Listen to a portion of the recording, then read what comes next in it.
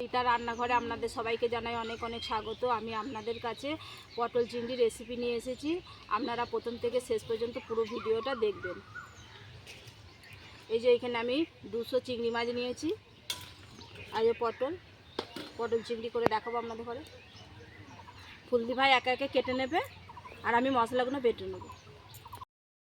আমি সব সবজিগুলো একে একে কেটে নেব।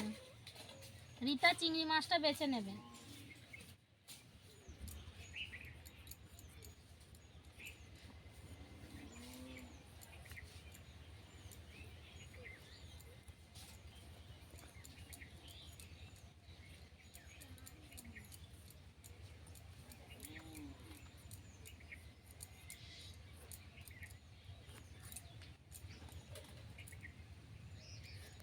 হয়ে গেছে, এবার আমি আলু কেটে নেব। দেখুন বন্ধুরা, আলুগুলো এরম সাইজে কেটে নিয়েছি, কাটা হয়ে গেছে। এবার টমেটো কেটে নেব, পেঁয়াজ কুচিয়ে নেবো, আদা রসুন ছাড়িয়ে নেব।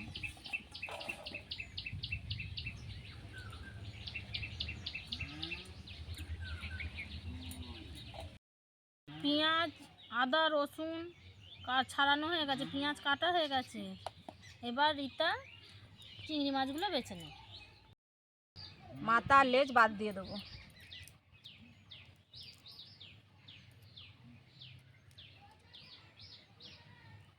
আমি ঠিক এরকম বেছে নেবো মাছটা। চিংড়ি মাছ বাছা হয়ে গেছে, এবার আমি ধুয়ে নিয়ে আসবো। চিংড়ি মাছ ধুয়ে নিয়ে চলে এসেছি, এবার নুন হলুদ মাখিয়ে নেবো।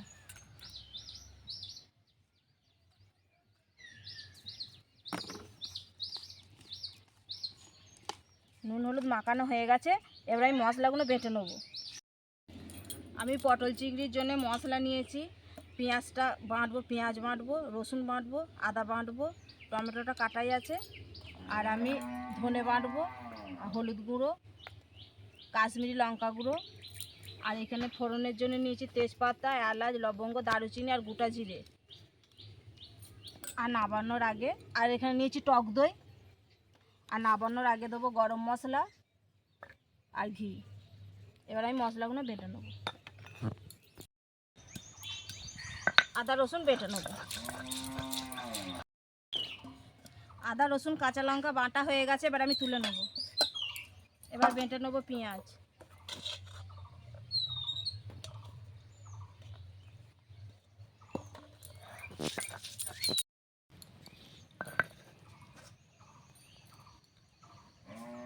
পেঁয়াজ বাটা হয়ে গেছে, তুলে নেব। উনুন ধরানো হয়ে গেছে, এবার আমি কড়াইটা বসিয়ে দেবো।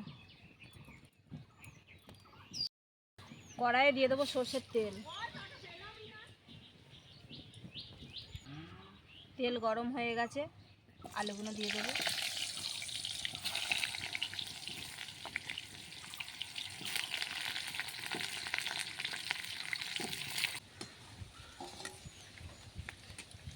আলু ভাজা হয়ে গেছে, আমি তুলে নেব। আলুটা আমি এরকম লাল লাল করে ভেজে নিয়েছি।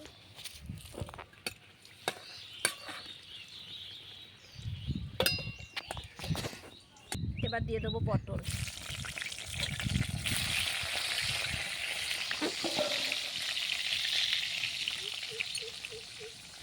দিয়ে দেবো সামান্য নুন আর হলুদ।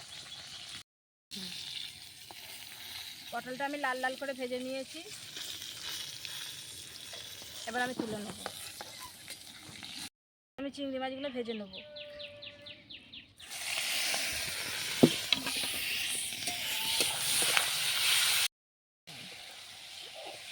চিংড়ি মাছ ভাজা হয়ে গেছে, এবার আমি তুলে নেব। এবার আমি দিয়ে দেবো সর্ষের তেল।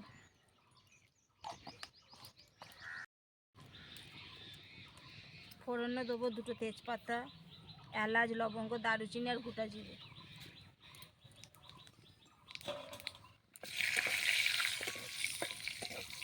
দিয়ে দেবো কেটে রাখা টমেটো।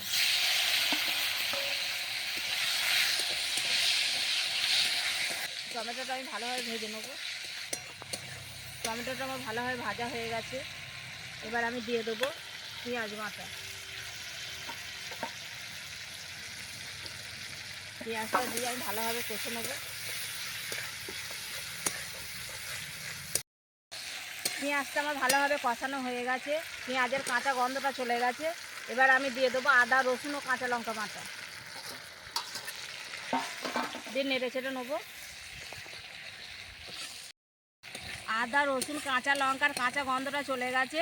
এবার আমি দিয়ে দেবো ধনে বাটা,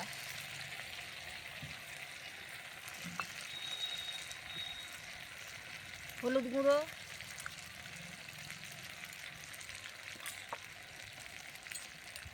কাশ্মীরি লঙ্কা গুঁড়ো,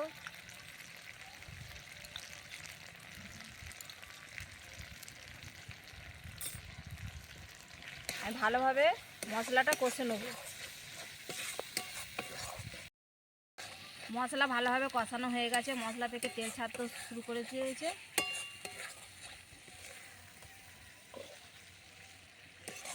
এবার আমি দিয়ে দেবো ফেটিয়ে রাখা টক দই।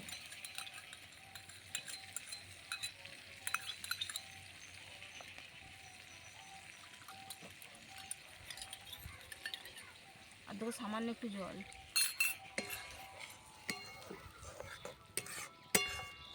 নেড়ে চেড়ে 5 মিনিট ঢাকা দিয়ে রেখে দেবো।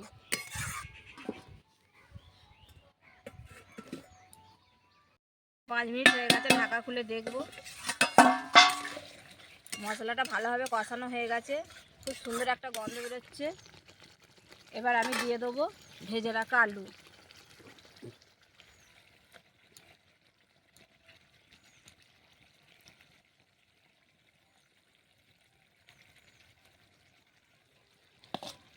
ভেজে রাখা আলু দিয়ে আমি 3 মিনিট ঢাকা দিয়ে রেখে দেবো।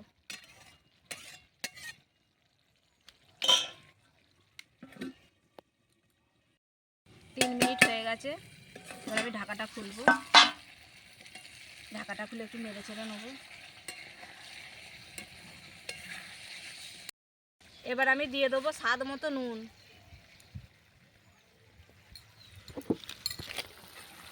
নুনটা নেড়ে চেড়ে নিয়ে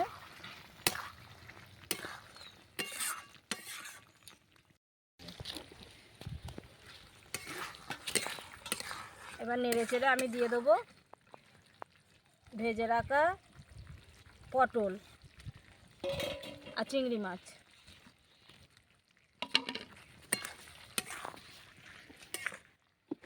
এবার নেড়ে চেড়ে দিয়ে দেবো সামান্য জল। জল দিয়ে ঢাকা দিয়ে 5 মিনিট রেখে দেবো। 5 মিনিট হয়ে গেছে, ঢাকা খুলে দেখব আলু সেদ্ধ হয়েছে নাকি দেখব। আলুটা খুব সুন্দর সেদ্ধ হয়েছে, পটল চিংড়ি রেডি। এবার আমি নাবিয়ে নেব। নাবাবার আগে দিয়ে দেবো গরম মশলা আর দেবো ঘি।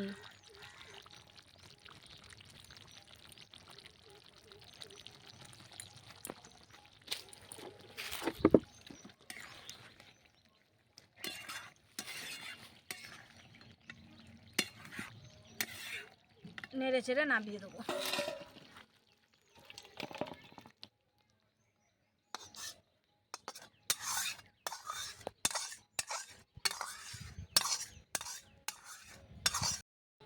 আমার রান্না যদি আপনাদের ভালো লাগে, আমার চ্যানেলটিকে অবশ্যই সাবস্ক্রাইব ও লাইক করবেন এবং নিত্য নতুন রান্না পেতে কমেন্ট করে জানাবেন, ভিডিওটিকে শেয়ার করবেন। নমস্কার।